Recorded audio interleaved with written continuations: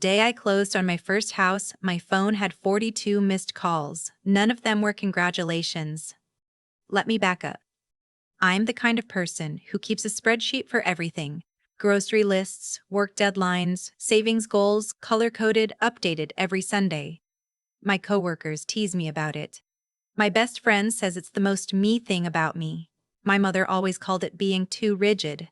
She preferred the word spontaneous for my brother. She preferred a lot of better words for my brother. Growing up, I was the quiet one. Not shy, just quiet. I did my homework at the kitchen table while my brother did his in front of the TV. I made my bed every morning. I saved my birthday money. I didn't ask for much because I learned early that asking didn't get me very far anyway. My brother asked for things constantly. Sneakers, video games, cash for things he never fully explained. And our parents said yes like the word no had been removed from their vocabulary somewhere around the time he was born. I'm not going to pretend my childhood was terrible. It wasn't. We had a house, food, stability. My parents worked hard. But there is a particular kind of loneliness that comes from being the responsible child in a family that only notices when things go wrong. I didn't cause problems, so I didn't get attention. My brother caused constant problems, so he got constant attention. That's just how it worked. And by the time I was a teenager, I had stopped expecting anything different. What I did instead was build something for myself.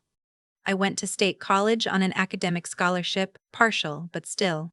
I waited tables on weekends and tutored underclassmen during the week. I graduated with a degree in accounting, no debt, and a job offer from a mid-sized firm in Charlotte that I'd landed 3 weeks before I walked across the stage. My parents came to that graduation. I want to be fair about that. They sat in the bleachers in May heat and they clapped when my name was called, and my mother cried a little. My father shook my hand afterward and said he was proud of me. It was a good day. I filed it away carefully, the way I file everything, because good days with my family needed to be stored somewhere safe before something came along to complicate them. My brother didn't finish his degree.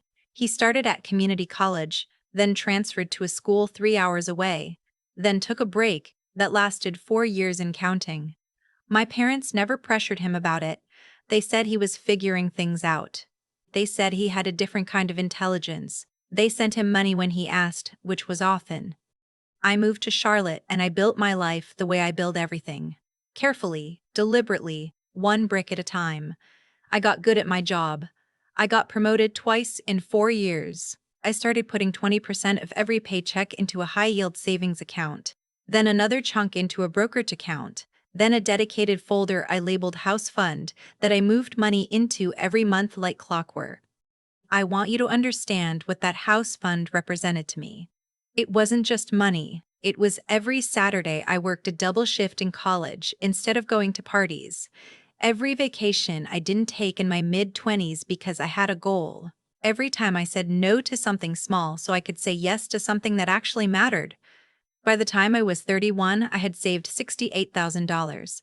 Enough for a solid down payment in the neighborhood I'd had my eye on for 2 years. I found the house in February.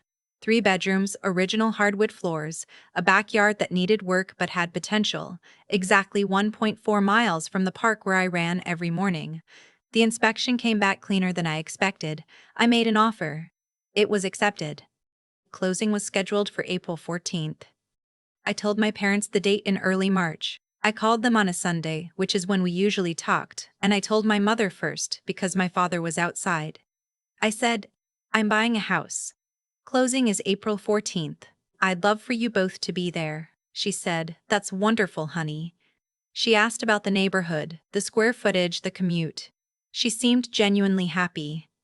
I called my father back that evening and told him the same thing. He said, "That's my girl." He sounded proud in the way he only ever sounds when he's slightly surprised. I tried not to think about the slightly surprised part. I sent them both a follow-up text with the address of the title company and the time, 10 a.m. My closing was the first appointment of the day because I'd asked for it specifically. I wanted the whole day to feel like a celebration. My best friend, we've known each other since sophomore year of college, had already asked for the day off. She was planning to drive up from Columbia for the occasion. We'd made reservations at a nice restaurant for lunch afterward, the kind of place with cloth napkins and a prix-fixe menu. It felt appropriate for the size of what I'd done. 6 days before closing, my brother called me. He didn't call often. When he did, it was usually because he needed something. I knew this. I still answered. He said he was in some trouble. He'd been renting a house with 3 other guys, and the landlord had discovered they'd violated some clause in the lease, a subletting situation that had gotten complicated, and now they were being evicted and owed back fees totaling just under $9,000. He said the landlord was threatening to take it to collections. He said it would destroy his credit. He said he didn't know what to do. I asked him what he wanted from me. He said he was hoping I could help. Just as a loan, he said. He'd pay me back. He had a new job starting in 2 months, a sales position, base salary plus commission. He just needed to get through this gap. I told him I was closing on a house in 6 days. I told him my savings were committed. I told him I couldn't help right now. He said he understood. He didn't push. We hung up and I sat with a strange feeling for a while, somewhere between guilt and relief, and then I went back to reviewing my closing documents because I had a checklist and I was going to get through it. 3 days before closing, my mother called. She didn't start with hello. She started with, "I need to talk to you about your brother." I knew then. I knew before she said another word. She told me about the eviction. She said they'd been trying to figure out a solution as a family. She said my father had looked into a personal loan, but his credit wasn't in a good place right now. She said they didn't have $9,000 liquid. And then she said, "You're closing on a house, so you must have the money. Can't you help him?" I want to be very precise about what happened inside me when she said that. It wasn't just anger, though there was anger. It was something older and more exhausted. It was the feeling of being the spreadsheet in a family that doesn't believe in planning. It was the feeling of being the ant while everyone else played grasshopper and then looking to the ant when winter came. I said, "Mom, I saved that money for my house. It's not extra money. It's the money I'd been putting aside for 6 years."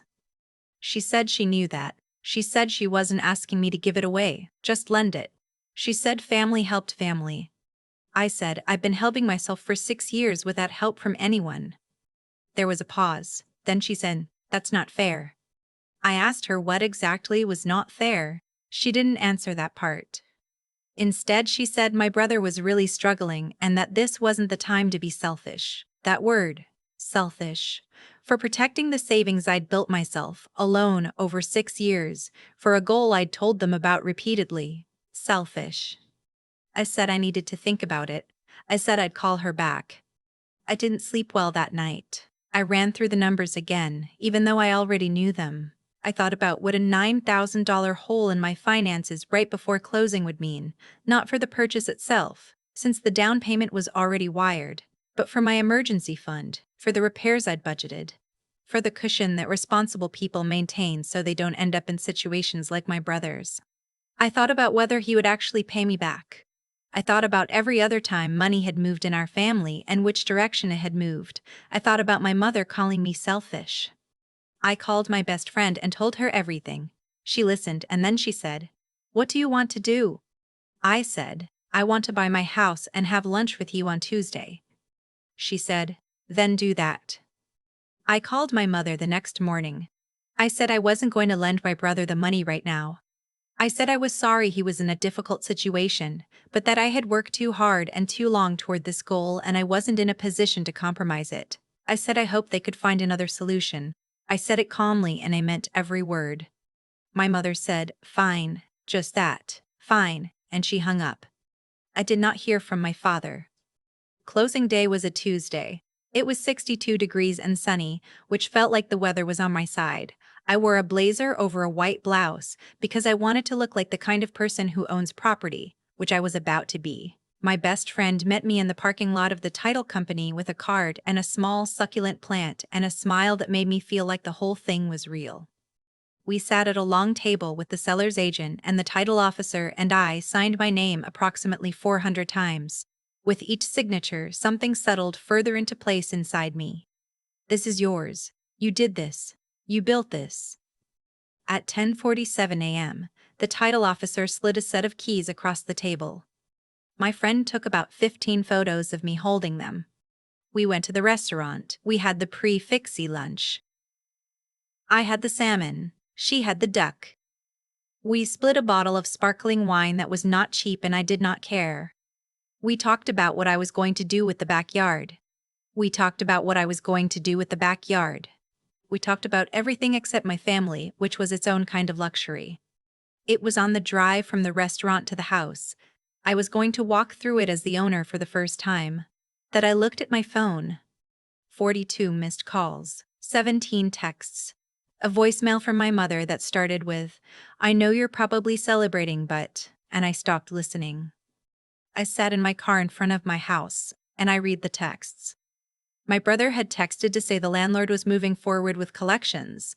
My mother had texted to say this was an emergency and couldn't I see that? My father had texted, which he almost never does, to say that family was supposed to stick together and he was disappointed in me. Disappointed in me. I put my phone in my bag. I got out of the car. I stood on the sidewalk and looked at the house, my house, and I felt something I did not expect to feel. Not guilt, not anger, just a deep, clear steadiness. Like I had been walking a very long road and I had finally arrived somewhere solid. My friend came around from the passenger side and stood next to me. She said, "You okay?" I said, "Yeah, I really am." We went inside. The hardwood floors looked even better in afternoon light. The kitchen was smaller than it had seemed at the showing, but the window above the sink faced west, and I knew it would catch the sunset. I walked through every room slowly. I opened all the closet doors. I stood in the backyard for a long time, looking at the overgrown grass and the untrimmed hedges, and already planning what I would do with the space come spring. My phone buzzed 4 more times while I was standing there. I left it in my bag. That evening, after my friend drove back to Columbia and I was sitting alone in my empty living room with a takeout container and a plastic fork and no furniture yet, I allowed myself to feel the full weight of the day, the joy and the grief at the same time. Because that's what it was, a grief of some kind. The recognition that the family I had always quietly hoped for was not the family I had. The parents who would have driven 2 hours to sit in a title company office and watch me sign my name. The brother who would have shown up with a card instead of a crisis. I had hoped, I realized. Longer than I had admitted to myself. I finished my dinner. I put the container in the trash.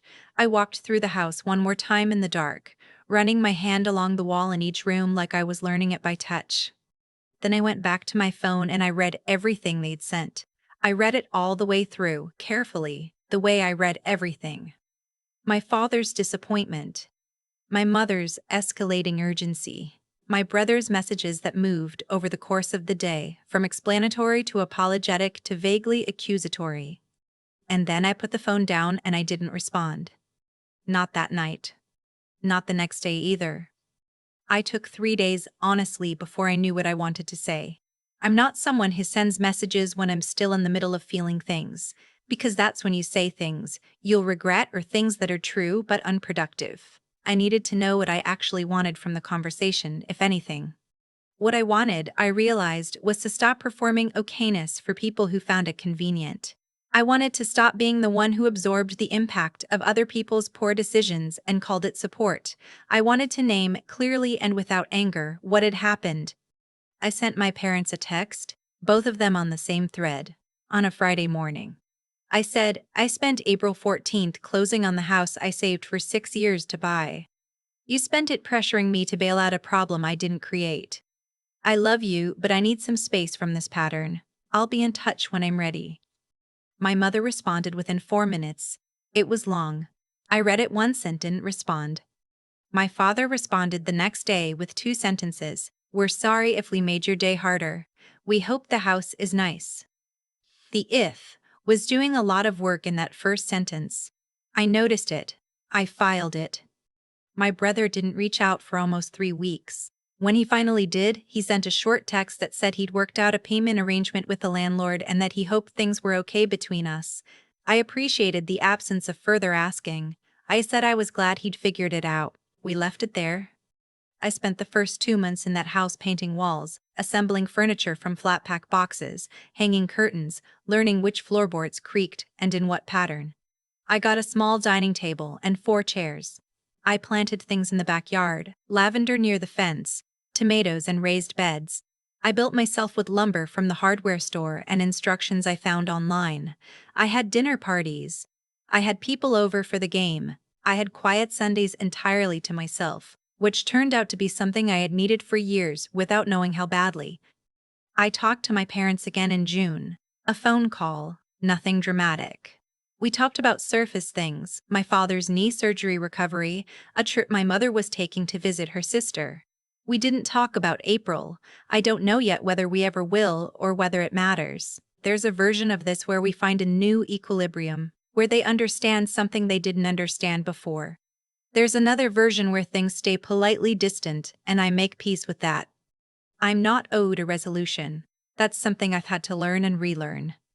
What I am is 31 years old, debt-free, sitting in a house I built toward for 6 years, in a city I chose, with a backyard full of lavender that I planted myself. My emergency fund is intact. My spreadsheets are color-coded. The hardwood floors are as beautiful as I knew they would be. The morning my tomatoes came in for the first time, I picked them off the vine and sliced them on my own cutting board in my own kitchen and ate them standing at my own kitchen counter, looking out the window at the yard I'd put my hands into. I thought about calling my mother to tell her. I thought about it for a moment. And then I just stood there in the quiet and ate the tomato and let the moment belong to me. Some things you stop waiting for permission to enjoy. That's not bitterness. That's just what it looks like when you finally arrive. I used to think the hardest part of growing up was the leaving. Packing a bag, driving away, building something in a city where nobody knew your name. But I know now that the hardest part is staying clear-eyed about what you came from. Not bitter, not in denial, just honest.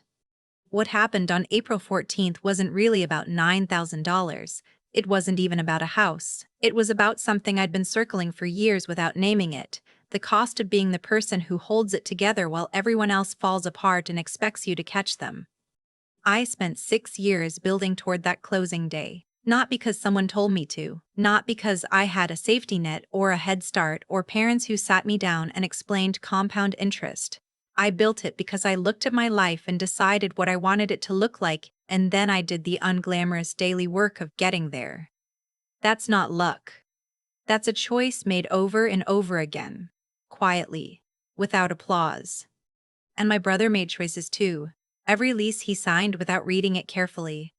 Every month he let problems compound instead of addressing them. Every time he assumed someone else would absorb the consequence. I don't say that to be cruel. I genuinely hope he figures it out. But cause and effect doesn't pause for family loyalty. The situation he found himself in was the natural result of patterns he'd been running for years. And the situation I found myself in, standing in a house I owned, keys in my hand, was the natural result of mine. What I didn't expect was how clearly I'd be able to see that on the day itself. When my mother called me selfish for protecting what I'd built, something in me didn't collapse the way it might have 5 years ago. I'd developed something over those 6 years that had nothing to do with money, a kind of inner knowing about what was right, what was mine, and what I owed to the person I was trying to become. Doing right by yourself isn't selfishness. It's the foundation everything else gets built on. My best friend asked me once, somewhere in the middle of all of it, what I actually wanted, not what I was supposed to want. Not what would make everyone comfortable. What I wanted. That question sounds simple, and it isn't. It takes a particular kind of clarity to answer it honestly, especially when you've spent years in a family that confused your steadiness for availability. I think that clarity is something you build the same way you build anything worth keeping. Slowly, with repetition, to the moments where you choose yourself not out of selfishness but out of genuine self-respect. Every boundary I held, every no I said with a calm voice, every time I sat with discomfort instead of fixing it for someone else, that was the real investment. The house was just where it showed up on paper.